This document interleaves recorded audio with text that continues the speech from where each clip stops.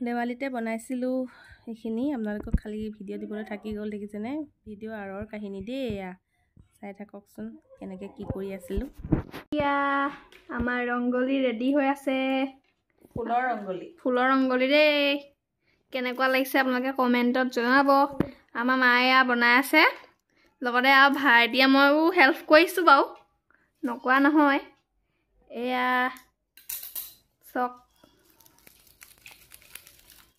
বনাইছে নাই বাৰু বনাইছে যদি কমেণ্টত ক'ব বনালে ফটো দেখাব আকৌ মোকো কমেণ্ট কৰি দিব কমেণ্টত ফটো দি দিব এইবোৰ দেখিবলৈহে ভাল গম পাই নাই বনাবলৈ যে বহুত কষ্ট হয়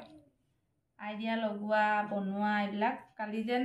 ৰংগলী বনাইছিলোঁ ফাকুৱা ৰংগলী মাথা চাথা বেয়া হৈ গ'ল দেই এফালে দিওঁহে এফালে পৰি যায়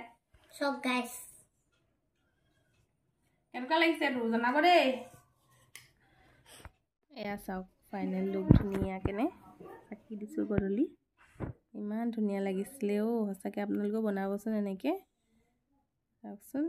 এয়া ধুনীয়াকৈ ইয়াতে চাকিখিনি দি পেলাই বাহিৰৰ ৰুমতে আপোনালোককো বোলো ভিডিঅ' এটা কৰি দিওঁ আচলতে বাহিৰত চাকি দিছোঁ কিন্তু এনেকৈ ৰংগলী এটা বনাই পেলাই চাকি দিয়া আমেজেই বেলেগ আচলতে আমিও আনকালে নকৰোঁ এইবাৰহে কৰিছিলোঁ